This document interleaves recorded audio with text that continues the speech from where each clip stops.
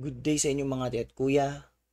Itutuloy natin yung mga na-miss out natin sa previous natin na under the law first level courts. Okay? So, una sa lahat is yung summary procedures. Yung nabanggit natin, summary procedures, ang cover niya is forcible entry at saka unlawful detainer. Okay? Na regardless of amount. Okay? Yun yung una. Ikalawa is yung mga damages na nagkakalaga na hindi lalagpas ng 2 million pesos at saka mga barangay amicable settlements na nagkakalaga ng 1 million or pababa na hindi na-execute ng 6 months. So, bali, dito sa letter D, sabi dito is kung meron kayong amicable settlement, tapos yung usapan na pera is 1 million or below, tapos hindi na-actionan, hindi naayos din. For example, yung isang kasama mo, for example, yung ako at saka si Juan de la Cruz, meron kami amicable settlement. Tapos nung araw sa within 6 months na yun, nag-agree nga kami pero hindi kami nagbayaran or hindi kami nag-final talaga, nagpirma na okay na kami, pwedeng kunin yan ng, pwede natin i-file sa municipal trial court no, under summary procedure.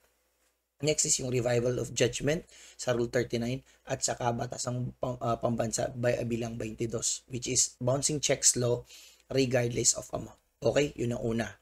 Next one is yun. Usapan naman po natin is yung summary procedure. Di ba nabanggit ko sa inyo yung previous na pag small claims, final and executory yung decision ng municipal trial court. Okay?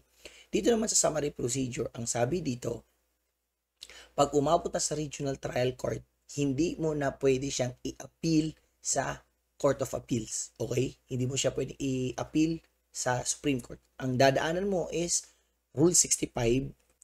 Hindi natin i-appeala yung desisyon ng korte, kundi yung desisyon ng judge. Si judge mismo.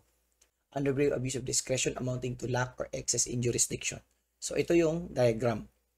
So, sa summary procedure, yung MTC, Municipal Trial Court, pwede mong i-appeal siya sa Regional Trial Court. Hindi mo siya pwedeng i-appeal sa Court of Appeals or Supreme Court under Rule 45, okay? Pero pwede mo siyang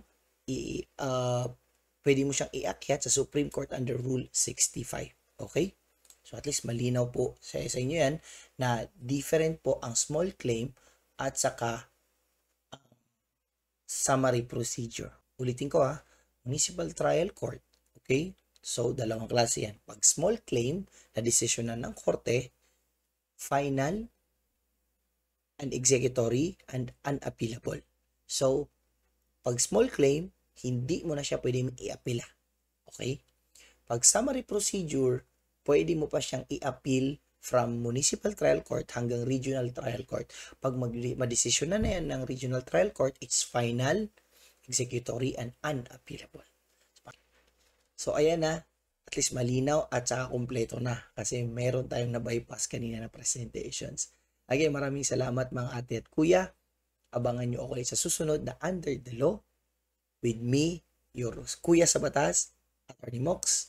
Nagsasabi sa inyo na mahalin nyo ang inyong asawa dahil sila ang tunay na batas. Bye-bye!